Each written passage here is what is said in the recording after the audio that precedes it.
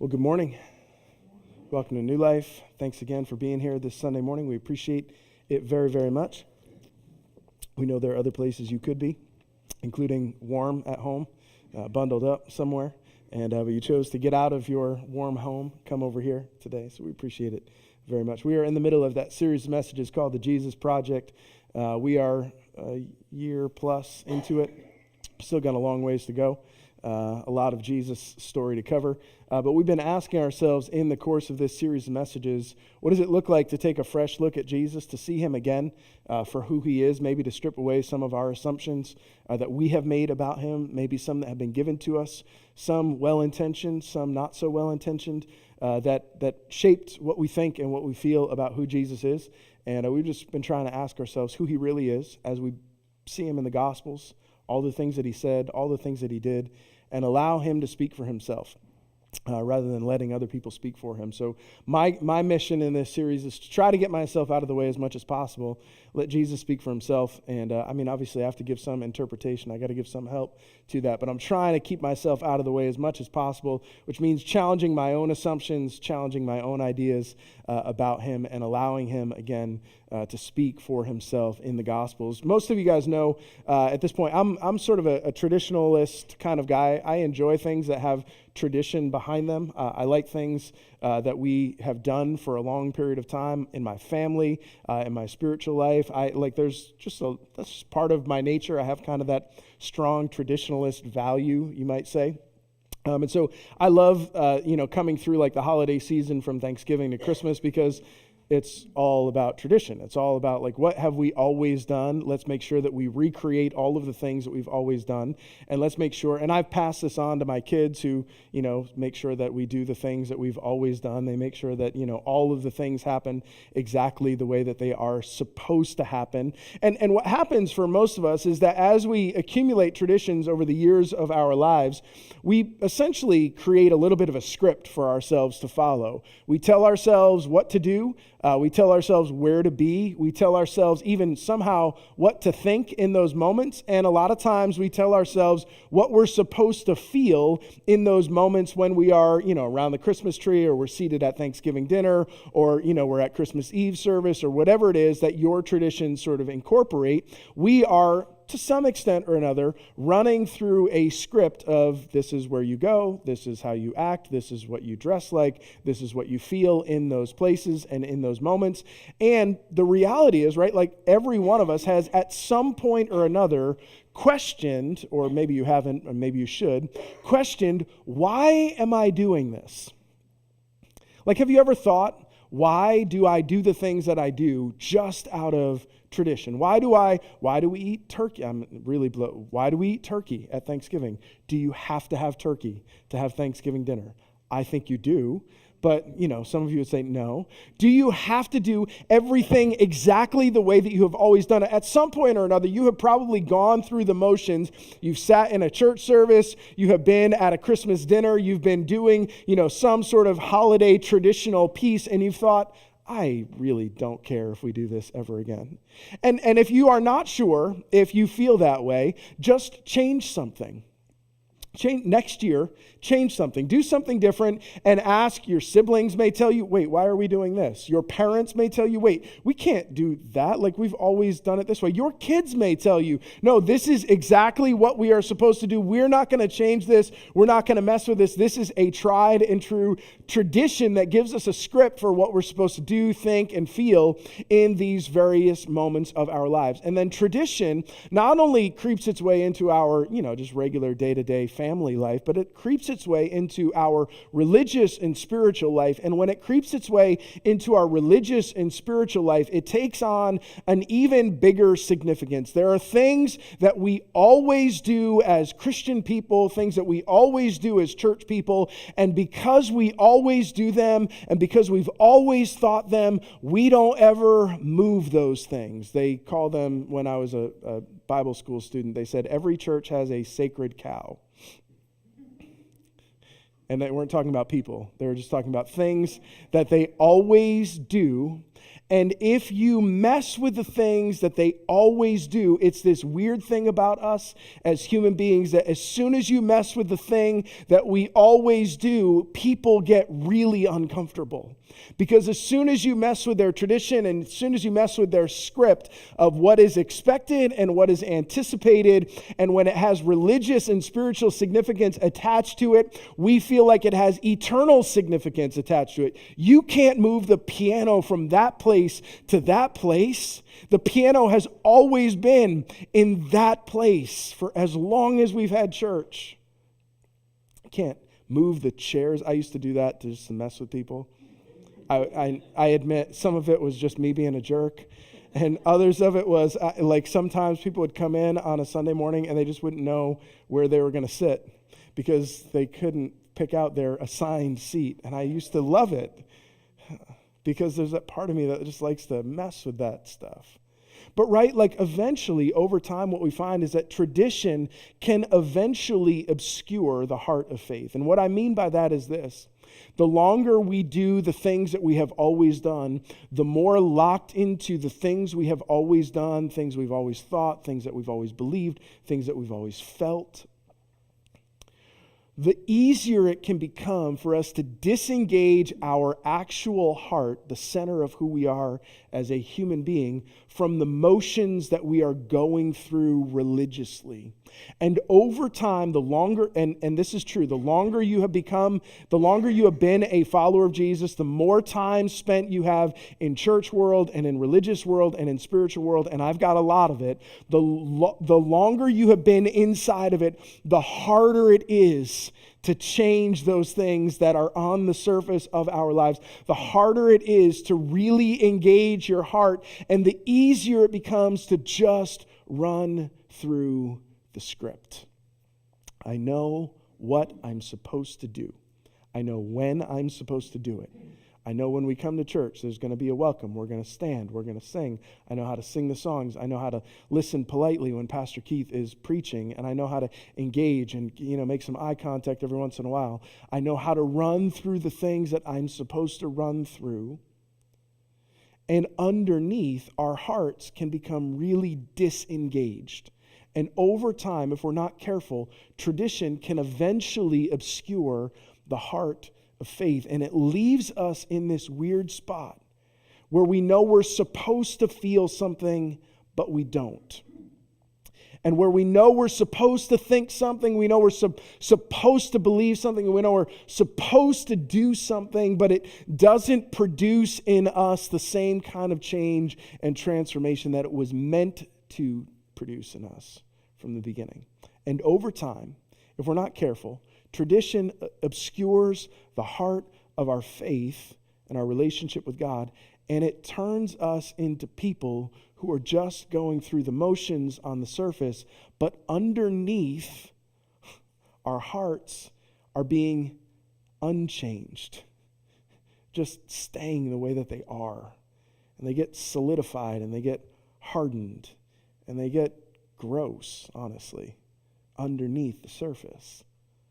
And on the surface, everything looked great, but underneath, things that are happening inside of our hearts are happening because we allow ourselves to disengage our heart from relationship with God, and we exchange tradition for the heart of faith. And Jesus, if we would expect him to do anything, we would expect him to push back on that sort of piece of us as human beings. We should expect that Jesus would encounter tradition, long-standing thousands of years of tradition, and he would tell people, hey, you have locked into your traditions, and in locking into your traditions, you have lost the heart of your relationship with your Heavenly Father.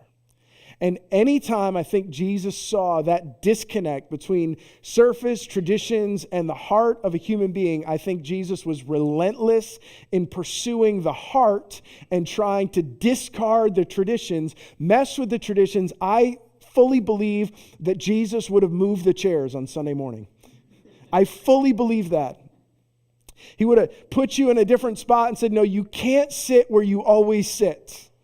You got to sit in a different place. You got to look at things from a different angle. You've got to allow yourself to engage again in a different way. The story that we're going to read this morning in the Jesus Project story series is one of those moments where Jesus just messes with people. And because he messes with people, it's not just for the sake of messing with them. It's so that he can try to engage their hearts in a new and different way. Here's how it begins in Mark chapter 7, verses 1 through 4. Now, when the Pharisees gathered to him with some of the scribes who had come from Jerusalem, they saw that some of his disciples ate with hands that were defiled, that is, unwashed. For the Pharisees and all the Jews do not eat unless they wash their hands properly, holding to the traditions of the elders. And when they come from the marketplace, they do not eat unless they wash. And there are many other traditions that they observe, such as the washing of cups and pots and copper vessels and dining couches, etc., etc., etc., and on we go. Last week, we finished off the two-part, kind of piece with Jesus feeding the 5,000 the week before, and then last week he gives this very long discourse, this long, extended discussion about him being the bread of life. And then John, in his gospel, says, after this, Jesus didn't walk around in Jerusalem openly. He retreated back to Galilee, and then John kind of lets the story disappear for a little while and picks it back up later, and we will do the same thing. And so we're going to disappear from John for a little while. We're going to pick up inside of Mark for the next couple of months as we follow Jesus through this region back in his home area. And what Mark says is that when Jesus went back to Galilee, went back to his region, his home area, the scribes and the Pharisees came to him. And when they came to him, they watched his disciples, they observed their behavior, and they said, your disciples are not following the script. They are not doing the things that they are supposed to do. And if they're not doing the things that they're supposed to do, then they can't be feeling the things that they're supposed to feel. And they can't be thinking the things that they're supposed to think. And so, Jesus, I watch you, interacting with your disciples. And as you are interacting with your disciples, you're not correcting them. And Jesus, if you are going to be a good rabbi and a good teacher, then you need to teach your disciples to hold to all of the traditions of the elders. And for the scribes and for the Pharisees, this wasn't, and sometimes I think we kind of imagine these guys as just these, really overly zealous religious types of people who were just going around trying to micromanage every aspect of everybody's life. But I don't think that that's exactly how they saw themselves. I think they thought of themselves as trying to be the keepers of the things that they were supposed to do. They were the keepers of the tradition, keepers of the law, and they believed that if they could just get more people to keep the law as meticulously as they kept the law, then eventually God would send the Messiah and would come and rescue his people. And so their intentions with the way that they are interacting with people are not necessarily bad intentions, but the way that they practice their intentions, you know this, right? Like you've met religious people who have great intentions, but the way that they practice through their intentions doesn't always come across all that well. Or am I the only person who's had experiences with people? Okay, because I've had experiences with people like that, whose intentions may be good and who may want the right thing in the end, but their way of getting there is not exactly right. There's something just a little bit off about them. And so Mark gives us this little parentheses inside of the narrative that he's telling about Jesus interacting with the scribes and the Pharisees, because he knows that the people that he's writing to may not be aware of all of these traditions. They may not be aware of all of the things that the Jews and the religious leaders of their day were asking people to do. And so he says, hey, just by the way, here's how it was in this moment when Jesus is interacting with these scribes and Pharisees, that the religious leaders didn't eat until they had washed their hands. And when they came back from the market, they wash their hands. And when they went in and out of their homes, before they would eat again, they would make sure that they ritually cleansed their hands, had a prayer that they said while they washed their hands to make sure that they were ready to eat the food with good, clean hands. Now, interestingly, what they were doing was something that is described inside of the law, but it was only described for the priests. It was what the priests were supposed to do as they washed themselves before they would sacrifice their food and before they would then eat their food. But the religious leaders at this point have decided the best thing that we can do is take the best of the best and we can apply all of those rules to everybody. We're going to make everybody live exactly the same way. We are going to eliminate all of the gray areas in our lives. We are going to micromanage all of our pieces, and if we can get everybody else to micromanage all of the pieces like we want to micromanage the pieces of our religious and spiritual life, then eventually God will be happy enough with us that he would come and rescue us again. And so they come to Jesus and say, Jesus, your disciples are not following the script. And what they understand, right, what we all understand, is that tradition develops over time. You don't establish a tradition, one time. It's the next time and the next time and the next time. And for these guys, by this point, they had built up entire books of tradition around the law that God had given to the people that said, this is how we are supposed to behave. This is how we're supposed to act. This is what we're supposed to think and do and how we're supposed to feel when we do all of these religious things. And over time, all of those traditions have grown up. And the Pharisees and their scribes asked him, so why do your disciples not walk according to the tradition of the elders, but eat with defiled hands? And he said to them, well did Isaiah prophesy of you hypocrites. As it is written, this people honors me with their lips, but their heart is far from me. In vain do they worship me, teaching as doctrines the commandments of men. You leave the commandment of God, and you hold to the tradition of men. You leave behind the heart and you engage yourself with all of the stuff on the surface level to make sure that it looks like you are religious, to make sure that it looks like you're doing all the right things, but underneath you are allowing your heart to just kind of disengage and disconnect and turn you into a hypocrite, which is what we have always heard is true about Christians, haven't we? They're just a bunch of hypocrites. And sometimes, let's just be honest, sometimes they're right, aren't they? Like all of us, to some extent or another, have this capacity inside of us as human beings. Christians are not unique in that regard, right? We are not the only people who have the capacity to do one thing on the surface and feel something else underneath. We're not the only ones who sometimes go through the script, following go through the motions, following the script of our lives, and not really feeling it, not really engaging with it. So that the Pharisees and the scribes said to Jesus, why are you letting your disciples not follow the traditions of the elders? Because we've got a long, careful study of what's supposed to be done and what's not supposed to be done.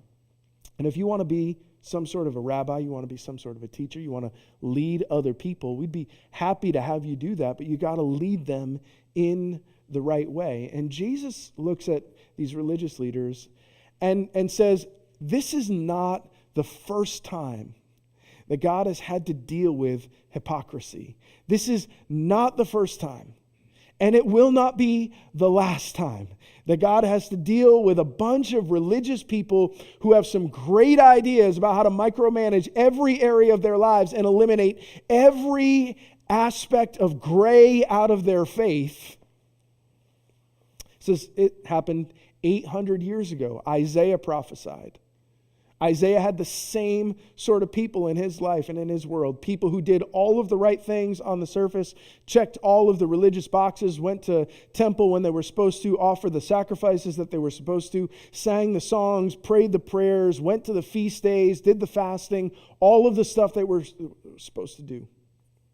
And yet, when God looked at their hearts, he saw hearts that were distant and disengaged from him. He saw people who said the right things, honored me with their lips, but allowed their heart to be distant and to drift away. And eventually, if we go long enough just following the script, tradition eventually leads to hypocrisy. Over time, this is the natural drift of our religious and spiritual life. It's the natural drift of your religious and spiritual life. It's the natural drift of my religious and spiritual life. And I would say, in this respect, it's probably even more of a temptation for me because I have to stand up in front of you every Sunday. Right? And I have to at least look like I'm doing all the right things. I got to at least look like I'm saying all of the right things. I've got to at least look like I've got my religious and spiritual life all put together. Over time, tradition, if we just let it solidify, leads us to this place where we'll say one thing on the surface and we'll allow our hearts to be disconnected and disengaged from actual relationship with God. And we turn ourselves over time into hypocrites. And Jesus doesn't really like that. If I could speak for him. I told you I'd try to get myself out of the way at least. But I don't think when Jesus looks at us, he says, that's what I was hoping my movement would turn into. I was hoping that my movement would turn into a bunch of people who go through all of the religious motions, follow the script, think, do, act, say the prayers, check the boxes, all of that sort of stuff, but have lost their heart engagement with me. Tradition over time leads to hypocrisy. And so he said to them, this is a big statement for him to say, well did Isaiah prophesy of you, you hypocrites. And so then he gives them an example, and here's the example. He said to them, you have a fine way of rejecting the commandment of God, the good thing that's at the heart of what God is trying to communicate to us, in order to establish your tradition. For Moses said, honor your father and mother. That's one of the 10 commandments. It's a big one. It's like one of the top ones. Honor your father and mother. And whoever reviles their father or mother must surely die. But you say, if a man tells his father or mother, whatever you would have gained from me is Corban, that's an Aramaic word that means given over to God, then you no longer permit him to do anything for his father or mother, thus making void the word of God by your tradition. So that the tradition that you have handed down, and many such things you do. In other words, I could go on, but I'm just going to stick with that one. And here's the story. This feels a little weird to us, and so I'm going to do a little explanation about it. The way that they believed that Moses said, honor your father and your mother. But in their traditions, they believed that if you had taken some of your money or some of your property and you had declared and made a vow that that property or that money belonged to God, you could not then take that property or that money and sell it for any other purpose, including if your parents came to you in their old age and said, we really could use some help here at the end of our lives. We can't farm, we can't take care of our, property, our land the way that we used to. We could use some help from you, our son or our daughter. You could look at your parents and say, sorry, Mom. Sorry, Dad, I vowed that when I died, all of my property would be given over to the temple, so I can't help you. It's as if, imagine this, we'll put it in your modern term. It's as if you said, when I die, all of my goods, my money, my property, my income, I am giving over to the church. Write it into your will, official document. And then your parents come to you 10 years later and say, you know what, I really need help. I don't have food for my table. I could use your help. And you would look at your parents and say, I would love to help you, but I promise that when I died, all of my goods and all of my material things would be given over to the church, so I can't help you. But go with God. That's what Jesus is talking about. He says, you allow your people to dishonor their father and their mother. You allow a person to look at their father or their mother in a moment of need, in a moment of weakness, and you allow them to say, I cannot and I will not help you.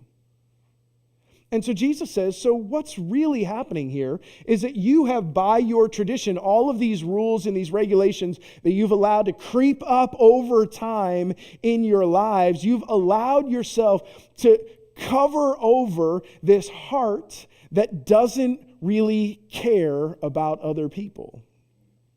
Even your parents, no matter what you think about them. You have made void, he says, you make void the word of God, the good thing that's at the heart of God's intention. You make it void by all of the traditions that you have piled up on top that have allowed you to disconnect your heart, because at the end, pious appearance replaces a sincere heart. And what matters most to traditionally religious people going through all of their motions is not the sincerity of the heart. What matters most in moments like that is, how do I look? Do I look like I've got all of the religious ducks in a row? Do I look right on the outside?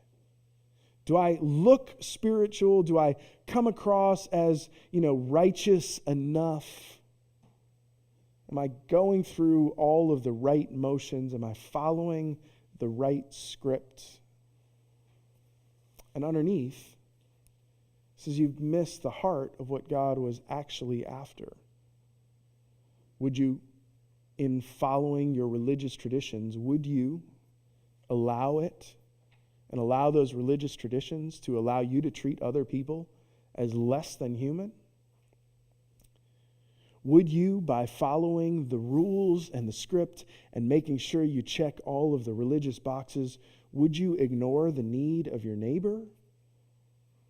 Maybe. Would we? No, not us. I mean, those guys back then, obviously. But we've never run into anyone, modern day Christians, who would do that. Or maybe we have. We're pious appearance, the good look on the outside. Make sure that we, are correct. Everything's good. Everything's right. Would replace a sincere heart engaged in relationship with God. You know why? Because engaging your heart in relationship with God is harder. It's easier to check the religious boxes. It's easier to make sure that the things on the outside look correct than it is to actually deal with the things inside of our hearts. Because your heart is messy. Your heart is difficult to manage. Your heart is prone to wander around inside of your own desires and the things that you want and the things that you care about and the things that you feel. And we can be very good at disguising our hearts with religious behavior on the surface and allowing stuff inside to just kind of fester away, where no one else has to see it, no one else has to hear about it, no one else has to deal with it. It just stinks in there. And so Jesus called the people to him again and said to them, "Hear me, all of you, and understand. There is nothing outside a person that by going into him can defile him, but the things that come out of a person are what defile him." And when he had entered the house and left the people, his disciples asked him about the parable. And he said to them, "Then are you also without understanding? Do you not see that whatever goes into a person from outside cannot defile him, since it enters not his heart, but his stomach, and is expelled? And thus he declared all foods clean, which was a big deal for Mark, but not so much a big deal for us. And he said, what comes out of a person is what defiles him. For from within, out of the heart of man, come evil thoughts, sexual immorality, theft, murder, adultery, coveting, wickedness, deceit, sensuality, envy, slander, pride, foolishness. All of these evil things come from within, and they are what defile a person. And as Jesus closes down his conversation with the religious leaders, then with the crowds, and then with his disciples, what he does is he puts his finger on this piece of our hearts that allows us sometimes to keep all of that stuff covered up. To keep all of those difficult, dark decisions inside of our heart and inside of our soul, all of that kind of stuff that's happening inside, underneath the surface, and we just paint it over with a nice religious appearance, and we allow that other stuff to stay inside of us. He says all of that stuff is what lives inside of the heart of human beings. Now, you could say, well, we'll go through the list. Well, I don't have that one, and I don't have that one, and at least I've never done that one, right? Like, so you're right now, you're making the little list, right? But I guarantee that if you were to go through the list, there's at least one, right? I'm not going to ask you which one it is. But there's at least one. And here's why. I don't think Jesus is meaning to make an exhaustive list of all of the things that are evil inside of the human heart that come out of us, and those are the things that defile us and separate us. Those are the things that disconnect heaven from earth inside of our hearts and inside of our souls. I think Jesus is saying, and there are a lot of other things like this that are inside of our human hearts, that if we allow them to linger there, are the things that actually create problems for us. Here's what I'm thinking. I don't think Jesus would have been or is all that impressed with the surface appearance of your life. I don't think that when Jesus walked into a room, he was looking around to measure people up based on how religious or how spiritual they appeared on the outside. I don't think he ever was about that. I don't think he ever would be about that. And I don't think we should be about that. I don't think we should ever look around and say, well, that person looks like they've got it really together. I mean, they're always there. He raises his hands while he's singing, and he sings loud, and like Pastor Keith, like he's obviously like he's in front of people and he's got a microphone, so he must be really spiritual and he must have all of that stuff together, right? The truth is that inside of the human heart, any number of those things exist.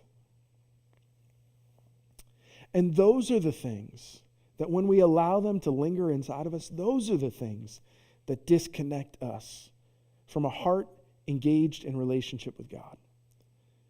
And so when we find those things inside of us, it's our responsibility to deal with them in our relationship with God, to say, hey, this is what's inside of me.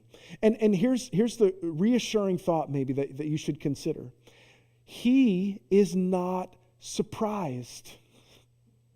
He's not like, oh, I didn't know that there was slander inside of your heart. I didn't know that you were accustomed to talking about your neighbors like that and saying all kinds of things that were not true about them. I didn't know that you hid all that stuff. I didn't know that you had all of those evil thoughts. I didn't know you had coveting inside of you. I didn't know that you were waiting and wishing for the stuff that your neighbor had. And I didn't know that you were always measuring yourself against. I didn't know that I'm so surprised to see that. None of that is a shock to him. It might be a shock to your friends. It might be a shock to your neighbor, to your coworker, even to your spouse or to your kids. But it's not a shock to him. And so what we should learn to do in relationship with Jesus, and I think what he's inviting us into, is actually investigate our hearts, not just the surface and the appearance of our lives. When you go to take inventory of where you are in relationship with God, don't list out all of the religious things that you say and do. Instead, ask him to shine light into your heart. That's the place that's difficult. That's the place where things get tangled up. That's the place where we find ourselves kind of getting twisted and turned around. And on the surface, we can cover all of that stuff up. And traditional religion will allow us to disconnect our hearts from heaven. What Jesus is inviting us to do is to reestablish that connection between my heart, my soul, who I really am, when no one else is watching, when no one else sees it, and what he actually desires for me. And if we can learn to live in that place where we allow ourselves to be engaged on a heart level in relationship with God, then that's all that we can ask from trying to follow Jesus. We will never, I know this is going to come as a shock to you, but we will never, even if we are the most sincere Christian people, we will never all think the same. I would tell you there is a wide variety, even in a relatively small group of people that are sitting inside of this church today, there is a wide variety of things that we think. I don't have to be a prophet to tell you that. There is a wide variety of things that we feel in relationship with God. There is a wide variety in things that we do and how we behave and how we try to live out our relationship with God every single day. There is a wide variety. We're never going to standardize all that. We should stop trying.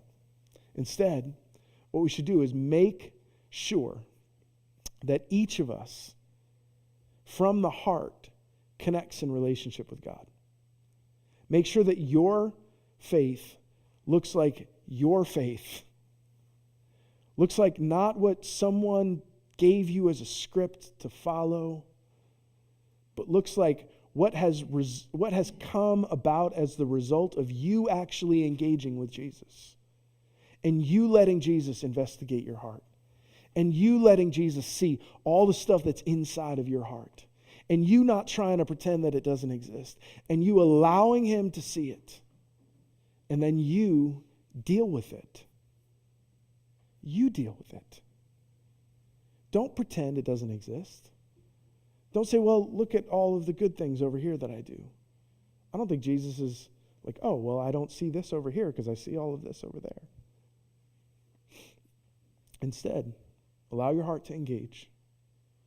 Allow your heart to connect to heaven. Allow the truth of who Jesus is, who God is, to fill up the center of who you are as a human being. And then live from that place in relationship with him. Would you pray with me this morning, and then we're going to close with some song. Jesus, I'm grateful that you don't ever settle for just the surface of our lives, and you're not content with just things that everyone else can see and just the appearance of being religious, but that you are in a relentless pursuit of our heart. And Jesus, it's very easy, I think, for us to just cover that over, to not pay close enough attention to it, to not really see it. Jesus, I pray that you would help us to see our own hearts. And it's not always a pleasant thing for us to look inside of there. It's not always easy for us to open up that curtain. But I pray that as we do, that we would see that you are gracious and you are merciful. You're not there to condemn us for it. You're not there to shame us for it. You're not there to guilt us over it. You're just there to bring us your grace and your mercy again and to restore us in relationship with you. And so, Jesus, we pray today from the heart that we would engage ourselves with you.